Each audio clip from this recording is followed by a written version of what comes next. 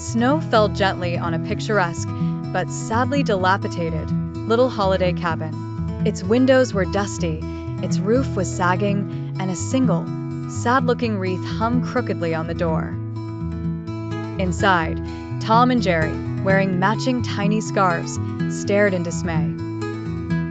Jerry, ever the optimistic visionary, unrolled a blueprint scribbled on a napkin. It showed a majestic cabin with a giant cheese wheel chandelier and a cat-sized bowling alley. Tom rolled his eyes and pointed a skeptical claw at the rotting floorboards. His point was made when his leg plunged straight through the wood with a crack. Their first task, fixing the broken front window. Tom carefully held a new pane of glass while Jerry, armed with a hammer and tacks, prepared to secure it. But a stray icicle fell, startling Jerry, who swung the hammer wildly. He missed the tack and hit Tom's tail instead.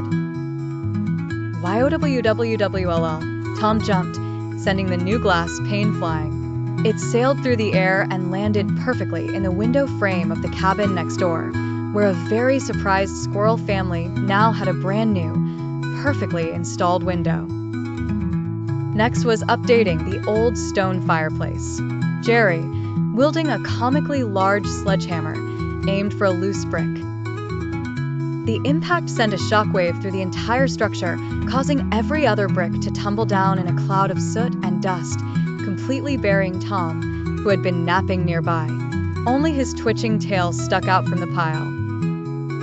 With the fireplace now a pile of rubble, they decided to hang holiday lights. Tom stood on a rickety ladder while Jerry passed up the string. Of course, a classic ladder wobble chase ensued. Tom teetered precariously, the lights wrapping around him like a festive mummy until he crashed into the Christmas tree, which then fell over, launching ornaments everywhere like festive shrapnel. The cabin was now a bigger disaster than when they started. They were tired, covered in paint, soot, and pine needles, and the holiday spirit was fading faster than cheap tinsel. But as they sat in the middle of the mess, they saw something. The fallen tree had spilled a box of old, handmade ornaments.